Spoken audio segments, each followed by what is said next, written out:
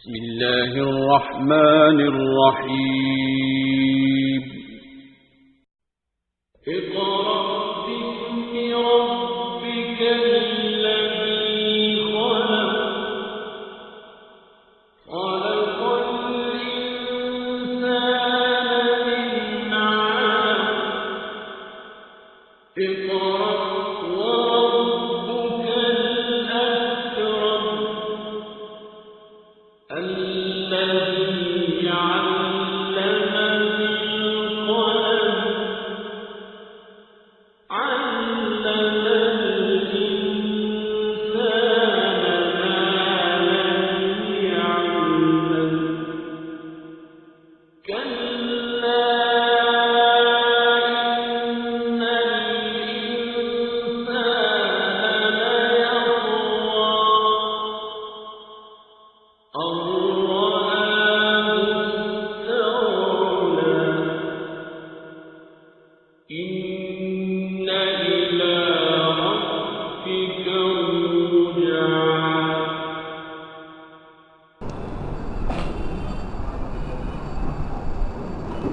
أعوذ بالله من الشيطان الرجيم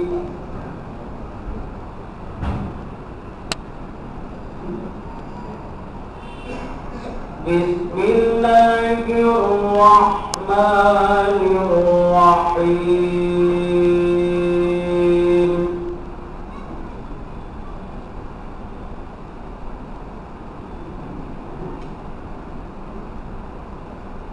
الرحمن علم القرآن خلق الإنسان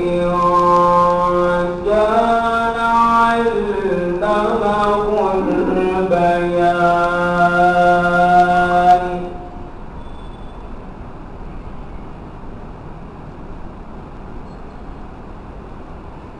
الشمس والقمر بحسبان والنجم والشجر يسجدان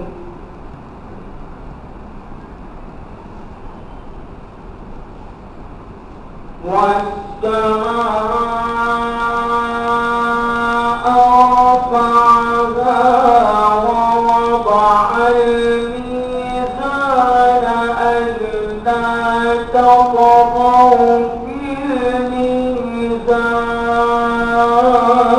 الميزان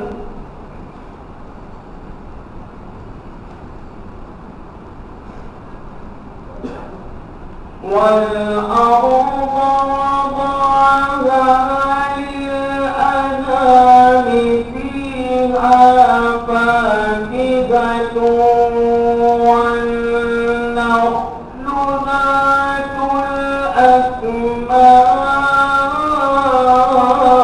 الأكمام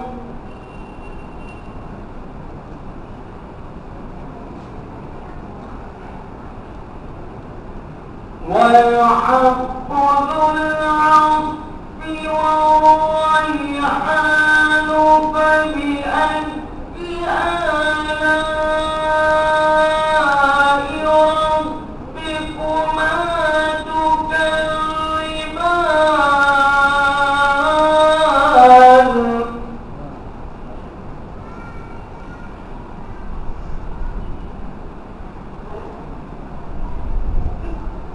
خلق الإنسان من صلصال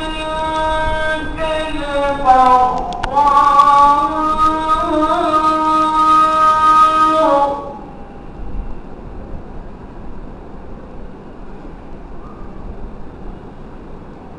وخلق الجن من مارج من نار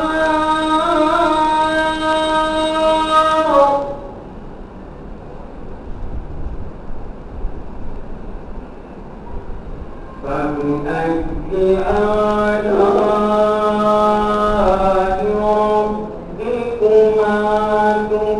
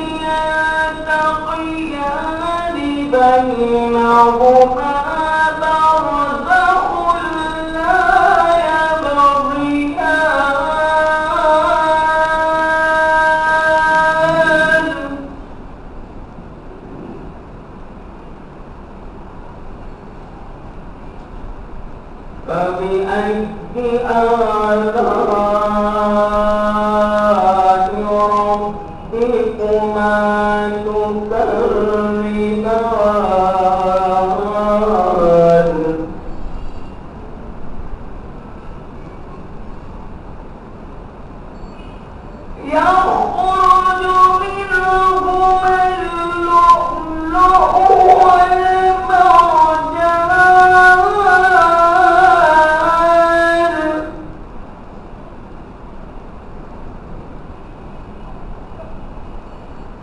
فبأي آلاء ربكما تكذبان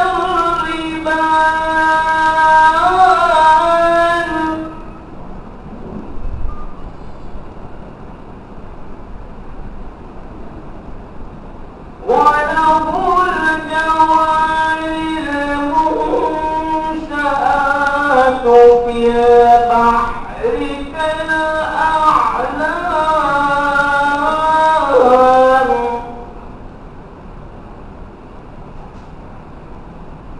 فبأي آلاء ربكما تكذبان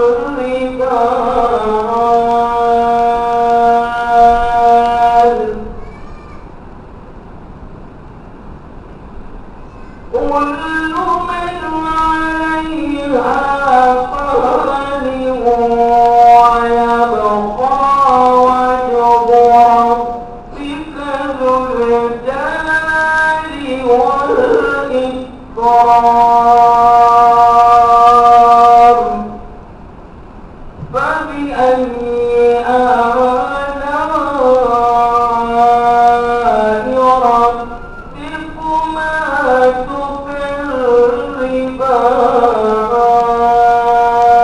تكذبان صدق الله العظيم. ساری تعریفیں مختص اس خدائے بزرگ برتر کے لیے جس کے لطف و کرم سے علم و آگاہی کی بہاریں ہم نے کہا ہوتی ہیں، جس کی نوازش سے عزت و تکریم کی دولت سے بشر سرفراز ہوتا ہے اور جس کے فیض سے صالح افکار کی ترسیل ہوتی ہے. خدا کی بڑی عنایت کے اقرا کے حکم سے علم کی ترغیب کی اور پھر تمام رموز علم کو مجتمع کر دیا جو ہر داخل ہے. خدا بزرگ پر برتر کی حمد و ثنا کے بعد عقیدتوں اور محبتوں کہ ہر مبین اس محسن اور غم گسار انسانیت کے لیے جس نے سب کی دنیا کی بڑی دل جوڑی کی اور انہیں آداب زندگی سکھا دی. جہالت جس کے طرف کو چوم کر تہذیب ہوئی، کوئی پارس نہیں اس کے سوا آدم کی بستی میں، کوئی پارس نہیں اس کے سوا آدم کی بستی میں. جہالت جس کے طرف کو چوم کر تہذیب ہوتی اور نظروں میں امتیاز نسب اور حسب نہ تھا، نظروں میں امتیاز نسب اور حسب نہ تھا، دریا کا فیض پیاس کے ماروں کے کم نہ تھا. مکرمی سامعین، آئیے اب مہمان مکرم کی خدمت عالیہ میں جن حضرات نے آج کا یہ بامقصد پروگرام ترتیب کیا ہے ان کی جانب سے تمام ہی معزز مہمانان کی خدمت میں جمیع افراد کی جانب سے ہم گل پیش کرتے ہیں. محترم سامعین، علم کی محفل ہے، علم کے تئیں محفل ہے اور علم والوں کے درمیان محفل ہے اور ہمارے درمیان جو معززین موجود ہیں، سب سے پہلے میں وطن عزیز کے معروف مقبول مشہور محبوب اور معتبر سرجن ڈاکٹر سعید احمد پارانی جو آج کے صدر مجلس بھی ہیں، ان کی خدمت عالیہ میں اس پروگرام کے روئے رواں جناب سعید پرویز صاحب سے درخواست کرتا ہوں وہ آئیں اور گل پیش کریں. سعید پرویز صاحب.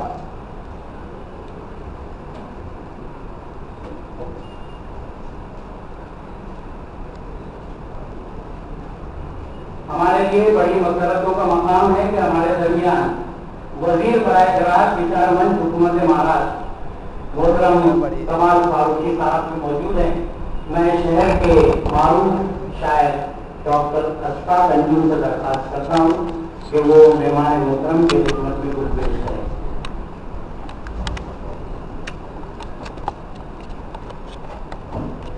علم والوں کے اس قافلے میں صوفی علی احمد صاحب بھی موجود ہیں۔ میں اقبال نذیر صاحب سے چاہوں گا کہ وہ صوفی علی احمد صاحب کی خدمت میں کچھ پیش کریں۔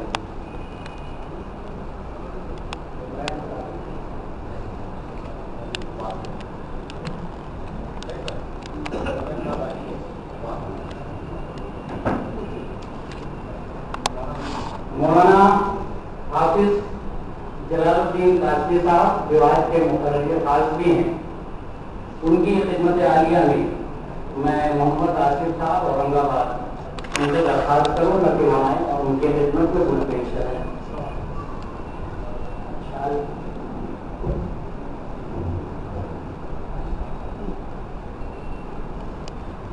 صدر موصوف سے میری درخواست ہے جو مقرر خاص کی خدمت میں فوراً پیش کریں۔ ڈاکٹر سعید احمد فارغ صاحب، انیس سید صاحب وہ مولانا حافظ جلال الدین قاسمی صاحب کی خدمت میں ہاتھ پیش کرنا چاہتے ہیں۔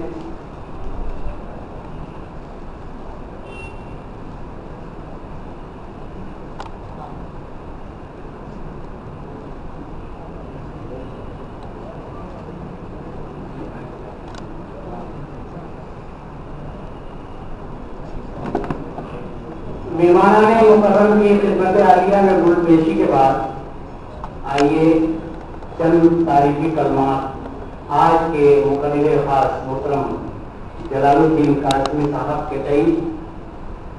محترم سامعین، علماء و خطباء، ماہرین تعلیم اور مدبرین کی سرزمین یو پی سے مولانا موصوف کا تعلق ہے۔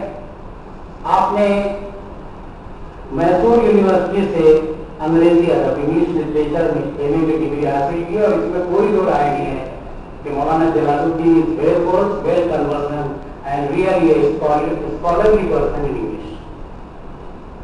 اس میں کوئی دو رائے نہیں کہ مولانا عربی، فارسی، اردو اور انگریزی تمام ہی زبانوں پر یکساں عبور اور دسترس رکھتے ہیں، اور ان تمام ہی زبانوں میں آپ کا مطالعہ بڑا گہرا عمیق ہے، اور اس مطالعے کے ساتھ آپ کا تجزیاتی پہلو بھی ہے، مشاہداتی پہلو بھی ہے، اور اس میں تخلیقی آمیزش بھی ہے جس نے ان کے علم کو چار چاند لگا دیا۔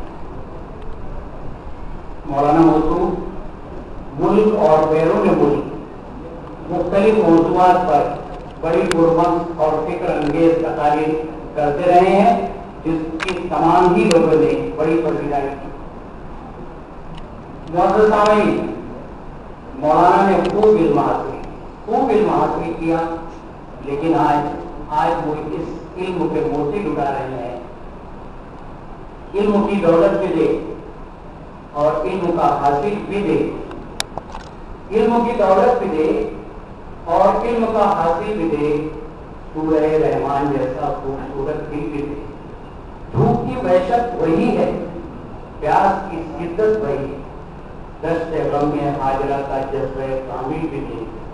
سارے ساغر سارے ساحل تیرے قدرت کے غلام، سارے ساغر سارے ساحل تیرے قدرت کے غلام، ٹوٹی کشتی دینے والے عشرت ساحل بھی دے۔ میں کہنا چاہوں گا کہ علم کے حوالوں سے مولانا جلال الدین قاسمی کی شخصیت شریعت آفتاب کے مترادف ہے، جو خود بھی روشن ہے، روشنی بانٹتا ہے اور مدام روشنی بانٹتا ہے۔ فلسفہ، منطق اور نفسیات پر بھی مولانا محترم کی بڑی گہری نظر ہے، بڑا اعلیٰ ادبی ذوق رکھتے ہیں، خود بھی شاعر ہیں اور شعر فہمی میں کمال رکھتے ہیں۔ میر و غالب پر آپ کی بڑی گہری پکڑ بھی ہے، ماہر لسانیات بھی ہیں۔ آخر میں مولانا محترم بڑے منتصر مزاج، حلیم الطبع اور روزگار ہیں۔ ہمیشہ آپ کا انداز پیمائشی ہوتا ہے، بس یہ مصرع آپ کے حوالے کر دوں کہ نہ پوچھ سکے میں خانے ہوگا.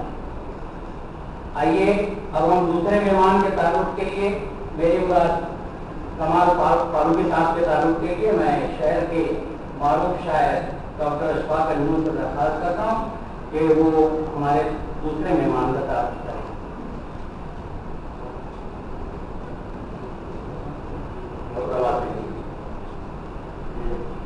زیادہ وقت نہیں ہوگا آپ لوگوں کا. چند لفظوں میں میں جناب کمال فاروقی صاحب کو تعارف پیش کرنا چاہوں گا.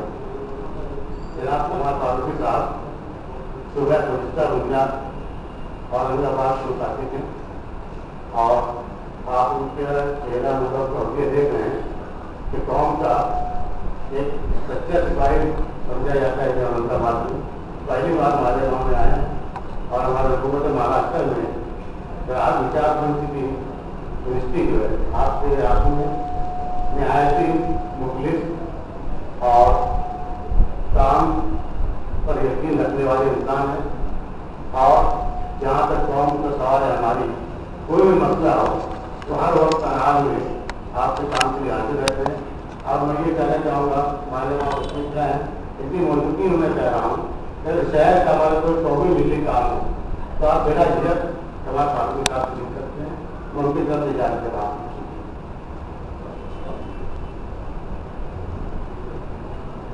اس کے بعد میں بڑے ادب سے آج کے مقرر خاص حضرت مولانا حافظ جلال الدین قاسمی صاحب سے درخواست کرتا ہوں کہ وہ آئیں اور رموز و اسرار قرآن و حدیث کی روشنی میں اس موضوع پر ہم سب سے باتیں کریں.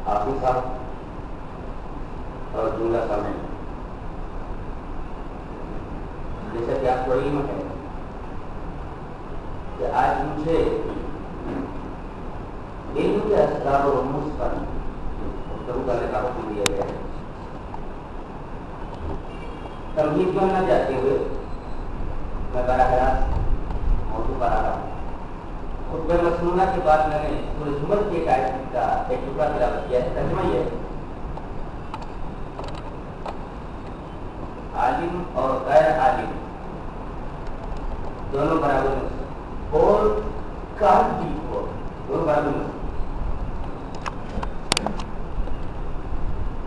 تشریح میں ایک حدیث پاک پیش کر رہا ہوں. حدیث اس کا وعن كثير بن قيس قال كنت جالسا مع ابي الدرداء رضي الله تعالى عنه في مسجد دمشق فجاءه رجل فقال يا ابا الدرداء اني جئتك من مدينه رسول صلى الله عليه وسلم بحديث بلغني انك تحدثه عن رسول الله صلى الله عليه وسلم ما جئت لحاجتي.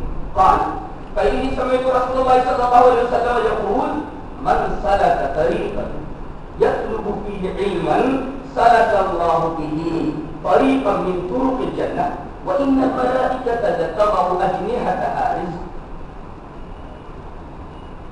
رضا لطالب العلم وان العالم لا يستغفر له من في السماوات ومن في الارض والحيطان في جوف الماء وان فضل العالم على العابد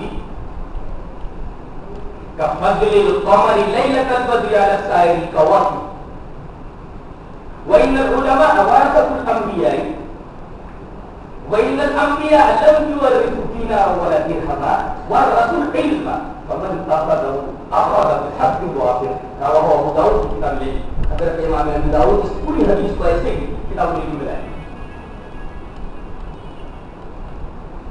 حضرت کثیر نے کہتے ہیں کہ میں مشہور صحابی حضرت ابو درداء رضی اللہ تعالیٰ عنہ کے پاس دمشق کی جامع مسجد میں بیٹھا ہوا. اچانک ایک شخص آیا اور اس نے کہا کہ اے اللہ کے رسول کے پیارے صحابی ابو درداء, جانتے ہو میں کہاں سے آیا ہوں؟ انی جئتک من مدینہ کے رسول صلی اللہ علیہ وسلم, میں رسول اللہ صلی اللہ علیہ وسلم کے شہر مدینہ سے آیا. جانتے ہیں اتنی دور کا سفر میں نے کس لیے کیا ہے؟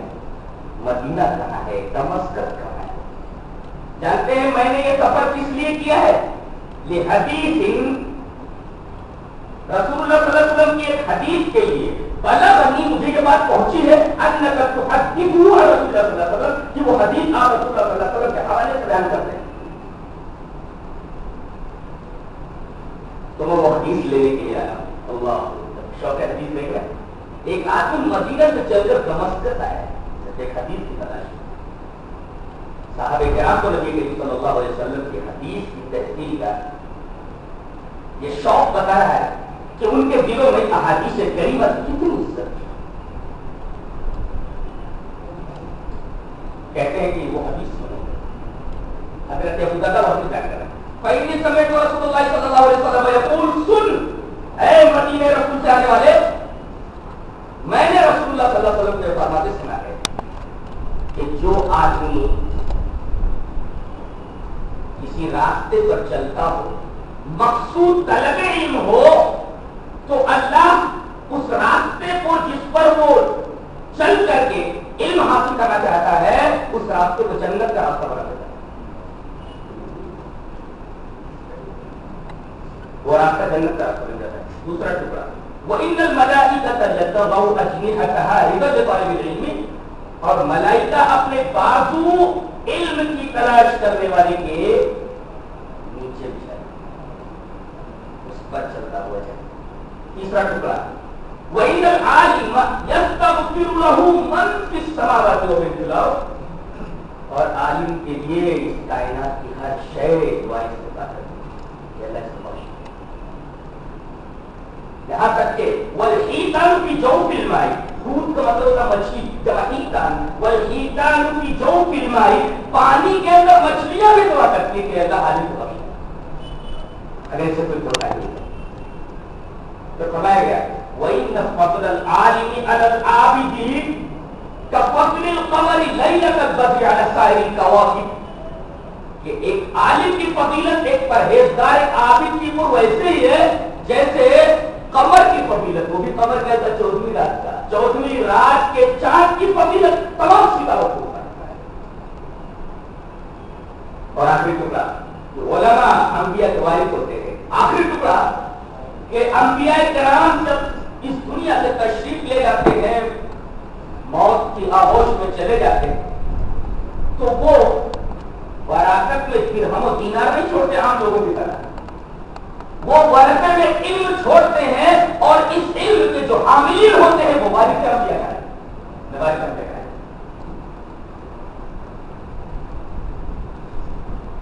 اس میں علم کے حاصل کرنے والے کی بہت ساری ذمہ داری، خاص طور سے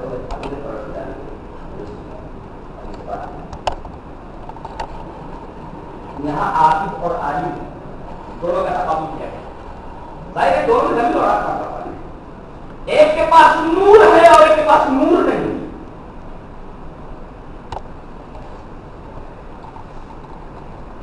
اور دین کے مسائل، علم کے مسائل بیان کرنے کا وظیفہ یہ عالم کا ہے، عابد کا نہیں۔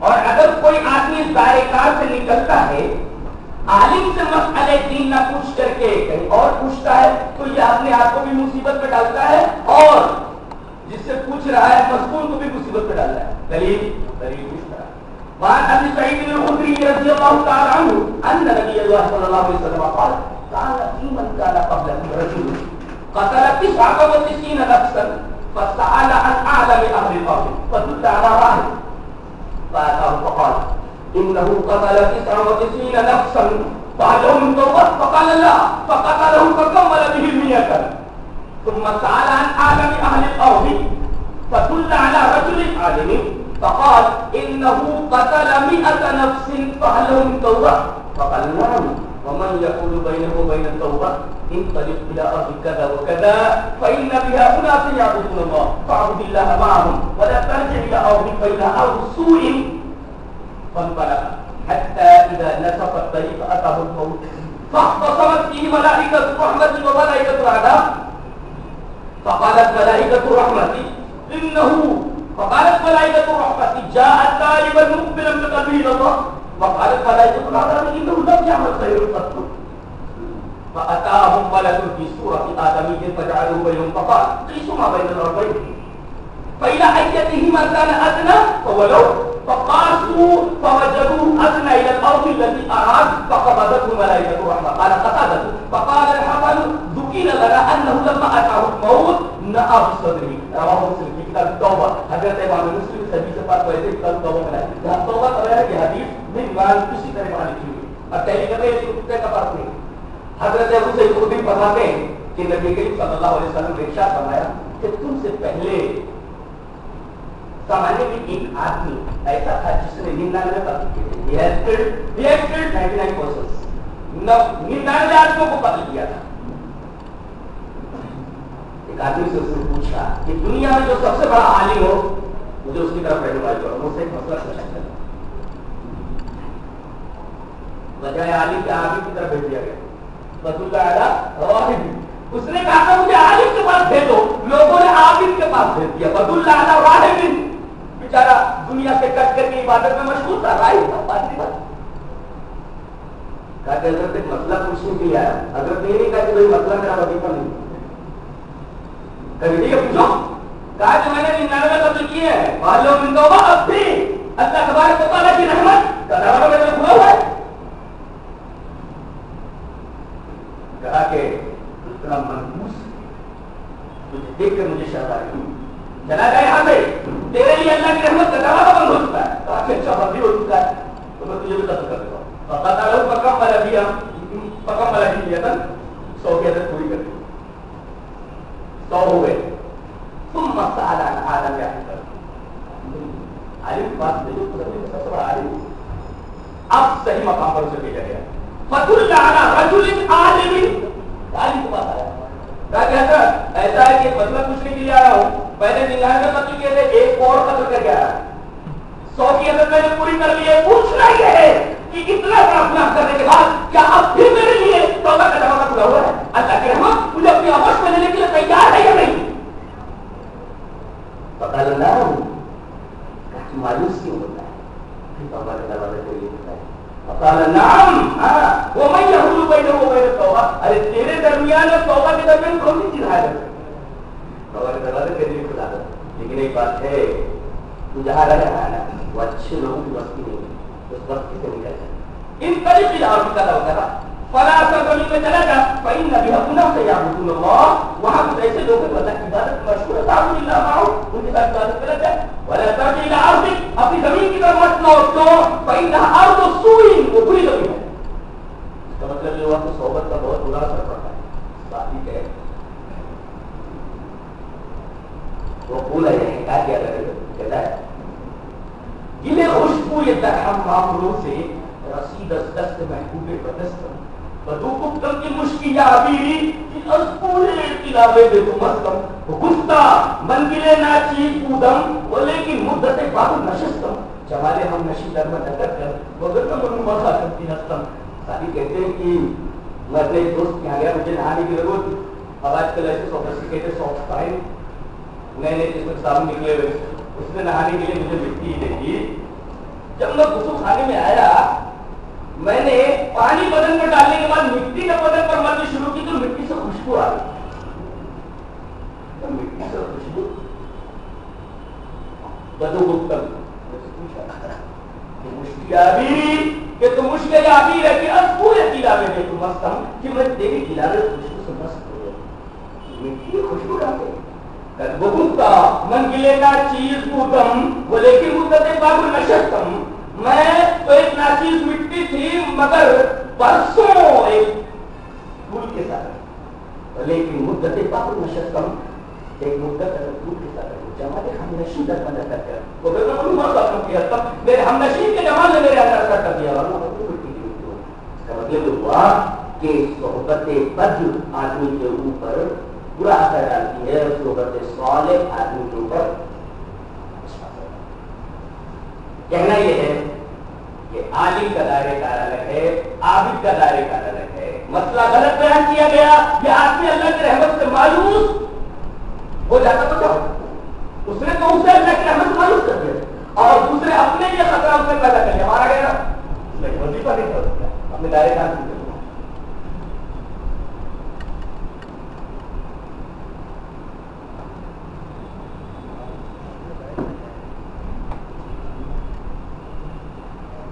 علم کے ساتھ ایک لفظ آتا ہے ادب عالم اور عابد کا علم کے ساتھ ادب میں بات بتاؤں علم و ادب ہم بولتے تو بھی معرفت کا تھا ہوتا حدیث منسوخ وعن ابن عمر عن النبي صلى الله عليه وسلم قال حدثونا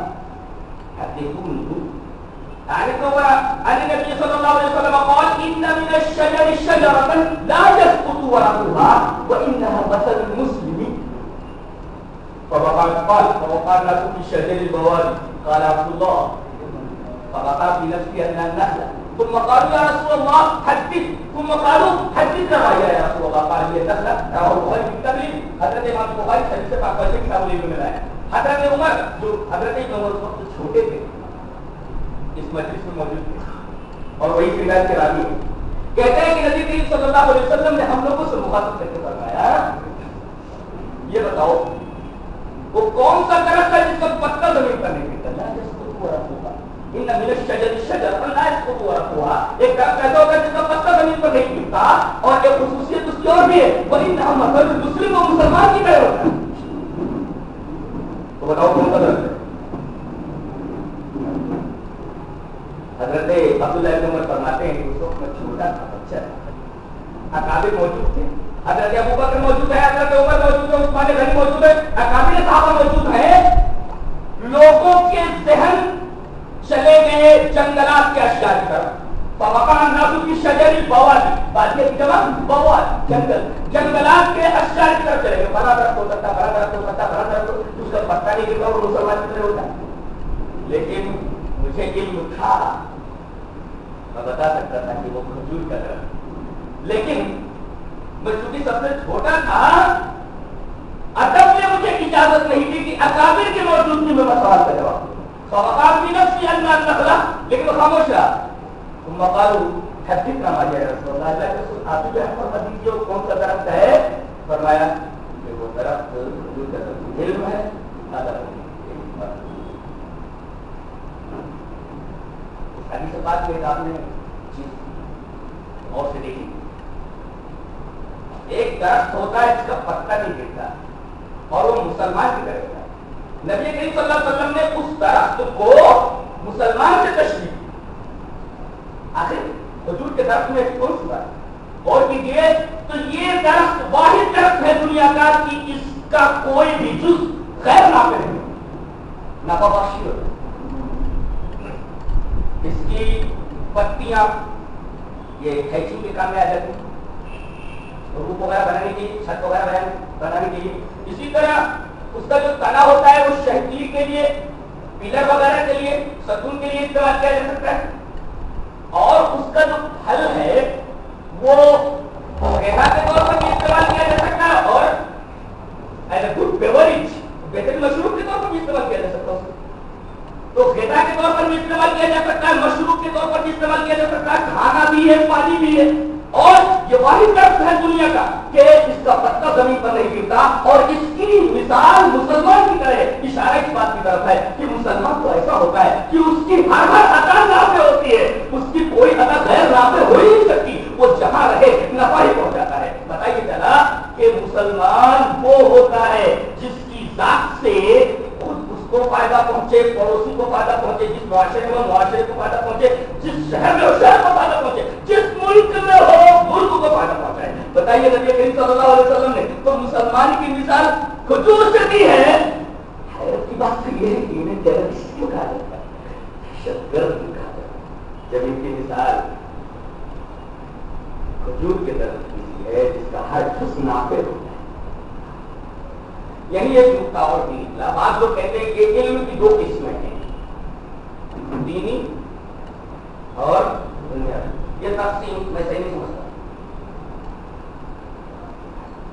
علم دینی بھی ہوتا ہے، علم دنیاوی بھی ہوتا ہے. یہ تقسیم صحیح نہیں ہے. نبی نے جو تقسیم کی ہے وہ تقسیم بیان کرنا چاہیے. حدیث وعن ابي هريره رضي الله تعالى عنه ان رسول الله صلى الله عليه وسلم قال اذا مات الانسان انقطع عنه عمله الا من ثلاثه الا من صدقه جاريه او علم ينتفع به او ولد صالح يدعو له. رواه مسلم في كتاب الوصيه. حضرت امام مسلم اس حدیث کا ایسے کتاب الوصيه کا وصیت کو بیان کیا ہے. حضرت ابو ہریرہ رضی اللہ تعالی عنہ فرماتے ہیں کہ رسول اللہ صلی اللہ علیہ وسلم نے ارشاد فرمایا کہ انسان جب مر جاتا ہے تو اس کا عمل ختم ہو جاتا ہے. اتنی عجیب حقیقت بیان کی گئی. لیکن بعض لوگوں کا عقیدہ یہ کہ مرنے کے بعد بھی عمل چالو رہتا ہے. یہ بات آپ کو نہیں سمجھ گئی. اذا مات الانسان انقطع عنه عمله. انسان مر گیا تو اس کا عمل ختم ہو گیا. کا مطلب یہ ہوا کہ موت سے پہلے حیات کا جو دورانیہ ہے یہ دورانیہ عمل کا دورانیہ ہے. مرنے کے بعد آدمی کی کسی عمل کا کوئی اعتبار نہیں. مطلب کہہ رہی ہے موت سے پہلے حیات کا جو دورانیہ ہے دورانیہ عمل کا دورانیہ. مرنے کے بعد عمل نہیں، حساب ہے. اللہ رسول اللہ صلی اللہ علیہ وسلم قال نبی کریم صلی اللہ علیہ وسلم فرمایا اذا مات الانسان انقطع عنه عمله. انسان جب مر جاتا ہے تو اس سے اس کا عمل ختم ہو جاتا ہے. یہاں علماء کے لیے نکتہ، علمی نکتہ کہ عربی میں جو ان آتا ہے، ان جانتے ہیں کہ کس سینس میں آتا ہے؟ جیسے انگلش میں آف ہوتا ہے، آف سمجھتے او double F off. He got off the main road. وہ مین روڈ سے اتر گیا. مین روڈ پر چلتا چلا جا رہا تھا، اچانک صحیح روٹ سے نیچے کسی پگڈنڈی کے اوپر اتر گیا. یہ آف کا مطلب آف. یہی سینس دینے کی ان کا ہے، ان. اور نحو کی جو کتاب پڑھائی جاتی ہے عربی میں لکھا جاتا ہے معین تجاوز، ان تجاوز کے لیے مثال میں کیا دیتا ہے؟ رمیت السهم عن القوس. میں نے تیر کو کمان سے پھینک دیا. ظاہر ہے کہ قوس کے اوپر، کمان کے اوپر تیر تھا. اس کے بعد کمان سے تیر کو پھینک دیا گیا. ظاہر ہے کہ اب تیر کا کمان سے کوئی واسطہ نہیں. تیر کہاں ہے، کمان کہاں ہے؟ یہ جو کیا استعمال کیا گیا اذا مات الانسان انقطع عنه عمله. اس کا عمل سے منقطع ہو گیا. وہ کہاں اور عمل کہاں، دونوں ایک دوسرے سے بھی نہیں سکتے. اور عربی شاعری میں بڑی اچھی بات یہ کہتا ہے صارت مشرقۃ وصرت مغربا. کیا بولتا ہے؟ صارت مشرقۃ وصرت مغربا. شتان بین مشرق و مغرب. لیلا چلی مشرق کی طرف، مجنون چلا مغرب کی طرف. مشرق اور مغرب کی طرف شتہ نبی نے مشرف مبرری. اور عجیب بات تو یہ ہے کہ نبی کریم صلی اللہ علیہ وسلم کی حیات مبارکہ جس کی ہر ادا حجت ہو، ہر ادا حجت، وہاں بھی یہ لفظ لایا گیا ہے. فرمایا گیا والنجم اذا هوى ما ضل صاحبكم وما غوى وما ينطق عن الهوى ان هو الا وحي يوحى. میرا نبی جو بولتا ہے نا، اس میں، اس کی بات میں اس کے خواہش نفس کی آمیزش بالکل نہیں ہوتی. کہاں نبی کی بات، کہاں اس کی خواہش نفس. ان وما ينطق عن الهوى، جیسے تیر کمان سے جدا ہو جاتا ہے تو تیر کا کمان سے کوئی واسطہ نہیں دیتا، ہو ہی نہیں سکتا کہ تیر کا کمان سے واسطہ ہو جائے نکلنے کے بعد. ایسے ہی میرے نبی کی ہر بات کے اندر خواہش نفس کی کوئی آمیزش نہیں ہوتی. یہ صرف نبی کی خصوصیت ہوتی ہے. وہ بول گئے پرفیکٹ تسلیم کیا جائے، ورنہ اس کے علاوہ ہر ایک کی بات کو میزان کتاب و سنت، یعنی کتاب و سنت کے کرائیٹیریا میں پیش کیا جائے. وہاں تو اوکے ہے اور اوکے نہیں ہے تو ریجیکٹ.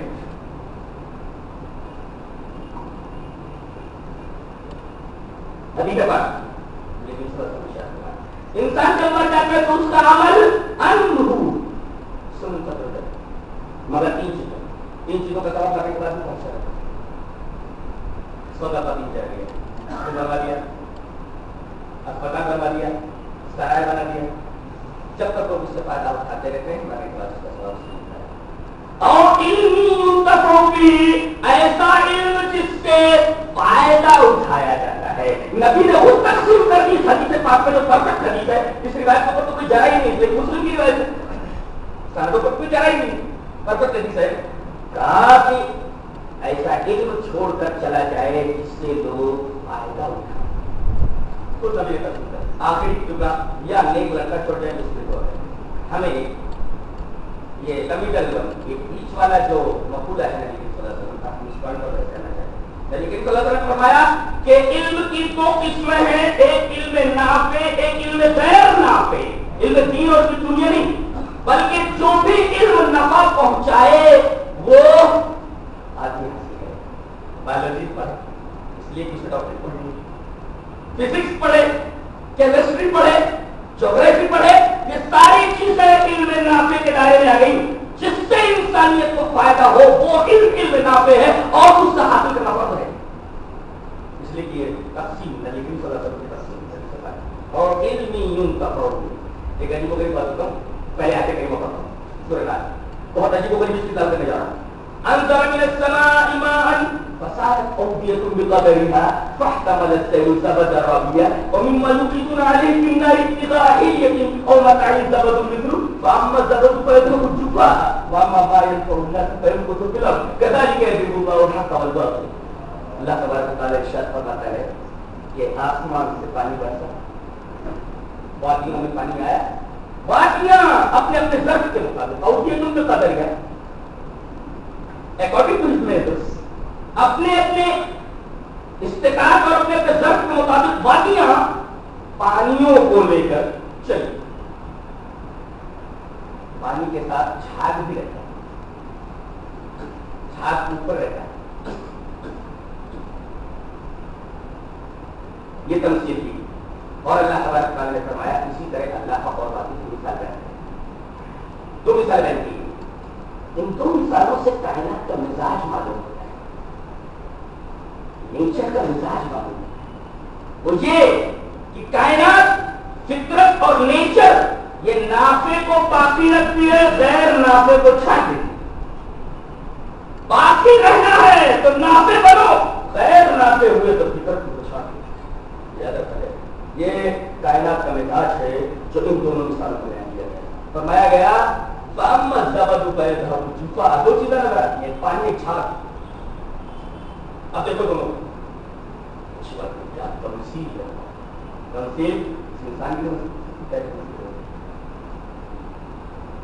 فَأَمَّا الزَّبَدُ فَيَذْهَبُ جُفَاءً وَأَمَّا مَا يَنفَعُ النَّاسَ فَيَمْكُثُ فِي الْأَرْضِ. The form as is come upon the surface of the water passes away, while that which is for the good of mankind remains in the earth. یہ جھاگ یہ تو تھوڑی دیر سطح آپ کا رہتا ہے سطح آپ کا رہتا ہے. اس کے بعد وہی شدید میں غائب ہو جاتا ہے, پتا بھی نہیں چلتا کدھر گیا. واما مائن پاؤنا اس لیے کہ غیر نہ پہ کو چھاٹ کیا ختم فنش. اور واما مائن پاؤنا جو چیز لوگوں کے لیے نفع بخش تھی زمین نے اس کو اپنے سینے میں لے لیا. فیم کو تو پلر جو نافع ہوتا ہے فیم کو تو پلر زمین اسے اپنی آغوش میں لے لیتی ہے. کافی فاروقی کا شعر یاد آیا شعر کا پیش کرنا.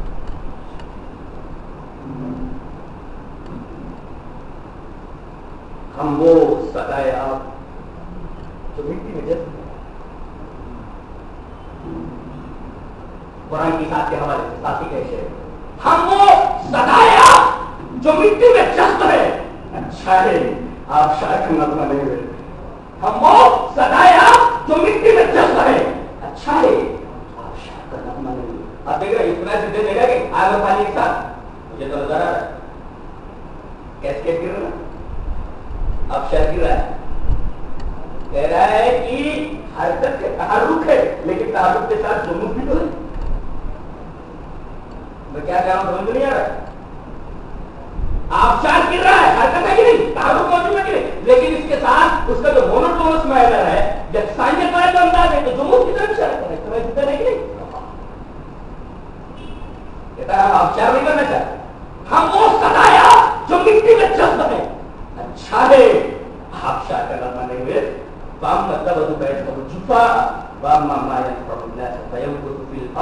جو چیز غیر نافع ہوتی ہے فطرت اسے چھانٹ دیتی ہے. کائنات کا مزاج یہ ہے کہ غیر نافع کو باقی نہیں رکھا جاتا. جو چیز نافع ہوتی ہے اسے باقی رکھا جاتا ہے. نافع بنو مسلم بنو مسلم حضور کے درخت کی طرح جہاں تم نے نفع بخشی ختم کی اپنی ذات سے مٹنے میں دے دی ہے.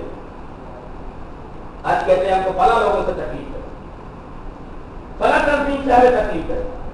معلوم نہیں کہ عبداللہ کو ایک عبدالرحمان سے کتنی تکلیف ہے.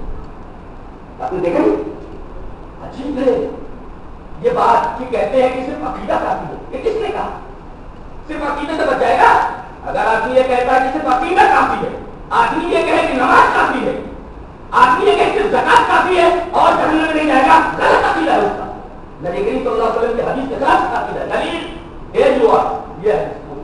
وعن ابي هريره رضي الله تعالى عنه ان رسول الله صلى الله عليه وسلم قال اتدرون ما المفلس فقالوا المفلس فينا من لا درهم له ولا متاع فقال ان المفلس من امتي ياتي يوم القيامه بصلاته وصيام وزكاه وياتي قد شتم هذا وقذف هذا واكل مال هذا وسفك دم هذا وضرب هذا فيؤتى هذا من حسناته وهذا من حسناته فان بنيت حسناته فلا يقضى ما عليه اخذ من خطاياه فطري عليه وطري في النار. راہ مسلم کی کتاب بری مسلم حضرت امام مسلم ایک سطح پر پھیلی ہوئی میری بات ہے پوری کی پوری پڑھ دی ہے کتاب البر کے اندر لائے. حدیث دیکھیے بالکل آج روک کے کھڑے کر دے ریئلی جس حدیث سے تقبل نہیں تھی ہاتھ پاؤں آدمی کا دل رکھنے لگے نفس کی رفتار پڑ جائے اور آدمی کو جو غلط تصور ہے جو ذہن میں بٹھائے ہوئے ہیں اس کو چھوڑ دے گا. حدیث کا مفہوم یہ ہے کہ نبی صلی اللہ علیہ وسلم نے کہا صحابہ کرام سے پوچھا اتدرون ما المفلس جانتے ہو do you know who is the deadbeat مفلس کون تلاش کون who is the pauper who is the deadbeat مفلس کون تلاش کون. صحابہ کرام نے جواب دیا کہ اللہ کے رسول ہم میں سے مفلس وہ ہوتا غریب ہوتا مطلب کہ ہمارے وہ اللہ کا جس کے پاس روپیہ پیسہ نہیں he is called pauper he is called deadbeat. نبی صلی اللہ علیہ وسلم نے نہیں میں آخرت کے غریب کی بات کر رہا ہوں کہ اللہ وہ رسول اللہ سے ان المفلس من امتی یاتی یوم القیامت بصلاۃ وصیام وزکاۃ. میری امت کا ایک آدمی آئے گا عقیدہ نہیں ہوگا بصلاۃ نماز بھی ہوگی وصیام روزے بھی لیکن ویاتی قد شتم کسی کو گالی دے کر آیا ہوگا وقذف ہذا کسی کو گالی دینے کے بعد الزام لگا کر آیا ہوگا واکل مال ہذا کسی کا مال کھا کر آیا ہوگا اور کسی کو ہاتھ کھایا ہوگا کسی کا خون بہایا ہوگا تو ظالم کی نیکیاں مظلوم پہ دے دی جائیں گی. اگر اس کے بعد جو معاملہ برابر سرور نہیں ہوا تو ظالم کی نیکیاں لے کر کے مظلوم کو دے دی جائیں گی. تو خالی ہو گیا دیکھیے اس پر نماز بھی ہے زکات بھی ہے عقیدہ بھی ہے سب کچھ ہے یاد سے کیوں بیان کرتے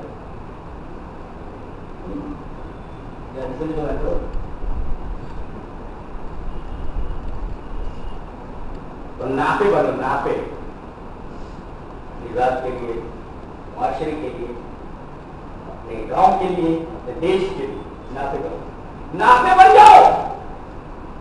تمہیں گلے سے لگانے کے لیے آدمی تیار. کمی ہمارے اندر، ہم نے اپنی ذات سے نفع پہنچانا چھوڑ دیا. اور یاد رکھو قرآن حکیم کا بیان ہے اور یہ کائنات کا مزاج بتایا قرآن نے کہ غیر نافع کو چھانٹ دیتی ہے، جو چیز نافع ہوتی ہے. تو تقسیم معلوم ہے کہ ایک علم ہوتا ہے نافع اور ایک علم ہوتا ہے غیر نافع. یہ تقسیم کو نبی کریم صلی اللہ علیہ وسلم. اور ایک حدیث پاک سے میں مدلل کرتا ہوں، یہ حدیث شاید آپ نے سنی تو ہو مگر اس کی تشریح طرح آپ نے نہیں سنی ہوگی.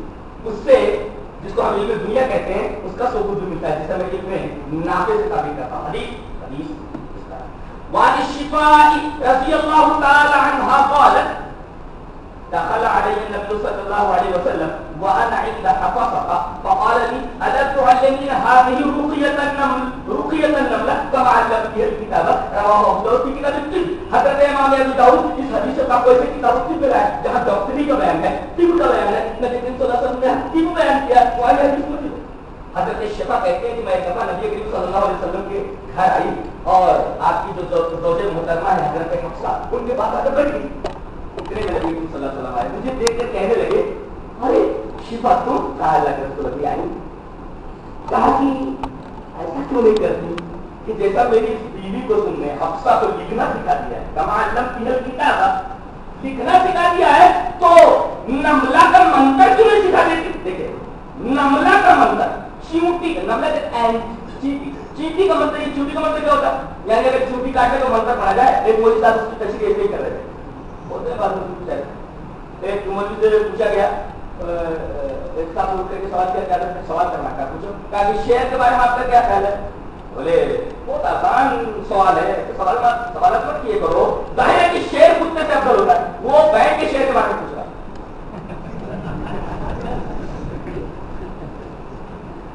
ظاہر ہے کہ شعر پوچھنے سے افضل، وہ بیٹھ کے شعر کے بارے میں پوچھ رہا. تو جیسا تم نے میری بیوی کو لکھنا سکھا دیا، ایسا چیونٹی کا منتر کیوں نہیں سکھا دیا؟ اللہ تعالیٰ ہاتھی رقیۃ النملہ، اس سے رقیہ نملہ کی تعلیم کیوں نہیں دے دیتی؟ کلم کما علمتنی الکتاب، لکھنے کی تعلیم دیتی. چیونٹی کا مطلب کیا ہوتا ہے؟ چیونٹی کاٹے تو مطلب پڑھو. کتنا درد ہوتا ہے، کتنا پین ہوتا ہے جو منتر پڑھے گئے ہوتے ہیں کہ ڈاکٹر صاحب کیا جانا پڑے گا، انجیکشن لگا کر چیونٹی نے کاٹ لیا. یہاں در حقیقت نملہ ایک بیماری جو پسلیوں کے اوپر ہوتی تھی، پھنسیوں کی شکل. جی یہ پھنسیوں کی شکل میں پسلی کے اوپر ہوتی تھی، خاص طور سے بچوں کو.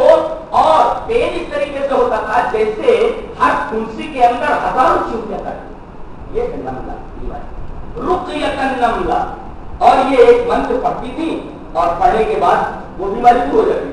نبی کریم صلی اللہ علیہ وسلم نے فرمایا ایمان لانے کے بعد جن لوگوں کے پاس رقیے ہیں، روقہ ہیں، وہ میرے پاس لے آئے. اگر اس کے اندر کچھ شرکیہ باتیں ہیں تو میں اس کی تصحیح کر دیتا ہوں یا ممانعت کر دیتا ہوں. لیکن جس رقیے کے اندر شرکیہ الفاظ ہیں، یہ شرکیہ باتیں نہیں، اس کی اجازت دیتا ہوں. انہوں نے کہا کہ اللہ کے رسول میں بھی ایک رقیہ کرتی تھی حملہ کے درست کرنے کے لیے، اس کے علاج کے لیے. اللہ کے رسول کو منتر دیکھ لیں، اگر اس کے اندر کوئی شرکیہ باتیں تو میں چھوڑ دیتی ہوں. میں تو زمانے چاہیے کہ اس طریقے سے اس منتر کو استعمال کرتی ہوں. آپ نے سنا وہ منتر اور اجازت. میں نے پورے ابو داؤد کو اس منتر کو تلاش کیا، منتر ملا نہیں. منتر ملا نہیں. جانتے ہو تلاش کیا کے بعد وہ منتر ملا. منتر پڑھو جی علم میں جاتے کے لیے کیا پڑھتی تھی وہ؟ العروس تنقعد وتقتضب وتقتحل وكل شيء تقتعد غير انها لا تعصر الرجل. یہ منتر پڑھ کر سنتے تھے. کیا پڑھتی تھی؟ العروس تنقعد وتقتضب وتقتحل وكل شيء تقتعد غير انها لا تعصر الرجل. ترجمہ کیا ہے؟ دلہن کو چاہیے کہ چپل پہنے. تنقعد نال والی چپل جوتا. العروس، عروس مانے دلہن، رائٹ. العروس تنقعد، دلہن کو چاہیے کہ چپل پہنے، ٹھیک ہے پہنیے. وہ تقتضب اور مہندی لگائے، لگا لیے.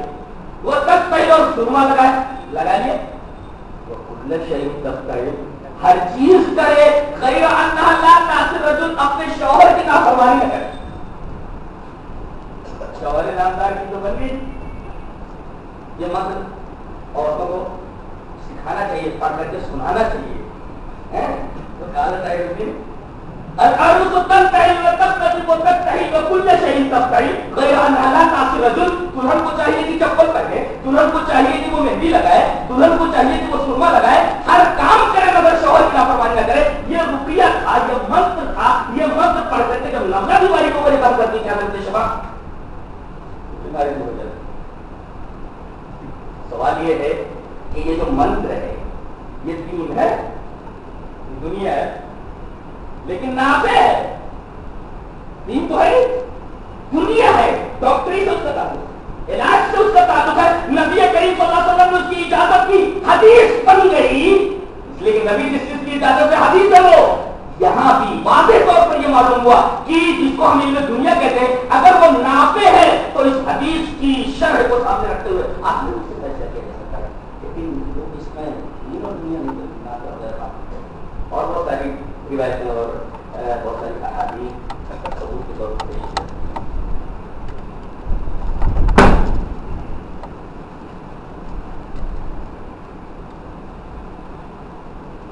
علم کی ایک اور تقسیم ہمارے صوفیہ کرتے ہیں. ایک کہتے ہیں کہ علم ظاہری ہوتا ہے, ایک باطنی ہوتا ہے. ٹھیک ہے, یہ تقسیم صحیح ہے, انکار نہیں. کہتے ہیں کہ حضرت خضر کو علم لدنی دیا گیا تھا. انکار نہیں, قرآن میں لکھا.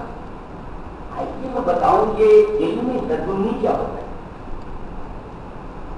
علم پہلا حدیث حدثنا أبي بن كعب رضي الله تعالى عنه عن النبي صلى الله عليه وسلم قال قام موسى النبي صلى الله عليه وسلم خطيبا في بني إسرائيل فسئل أي الناس أعلم فقال أنا أعلم فأتم الله عليه عز وجل إذ لم يرد العلم إليه فأوحى الله إليه أن عبدا من عبادي بمجمع البحرين هو أعلم منك. رواه البخاري في كتاب العلم. حضرت امام بخاری حدیث سے بات کوئی کتاب العلم میں ملا ہے. حضرت ابی بن کعب کہتے ہیں کہ نبی کریم صلی اللہ علیہ وسلم نے فرمایا کہ ایک دن حضرت موسیٰ علیہ السلام بنی اسرائیل میں اپنی قوم میں تقریر کے لیے کھڑے ہوئے. کہا موسیٰ نبی صلی اللہ علیہ وسلم خطیبا فی بنی اسرائیل کے درمیان تقریر کرنے کے لیے کھڑے ہوئے. تقریر بڑی پیاری, بڑی زوردار. تقریر ختم ہوئی تو صاحب آگے بڑے کہا سوال کرنا ہے, پوچھو. کہا کہ دنیا میں سب سے بڑا عالم کون؟ انا اعلم, میں سب سے بڑا.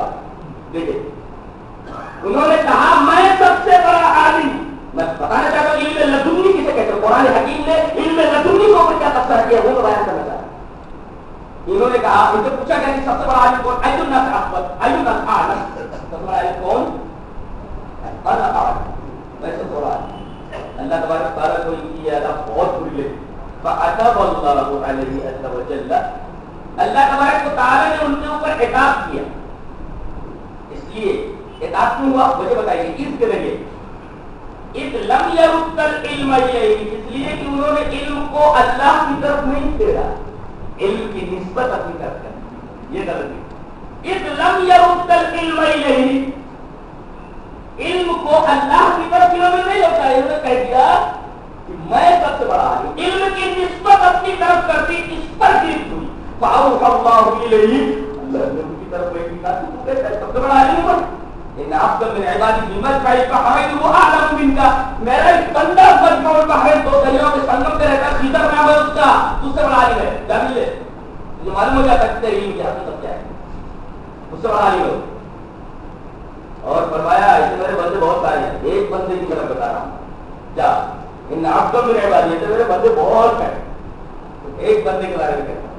کیا مل لے, پتہ چل جائے کہ تیرے علم کیا ہے.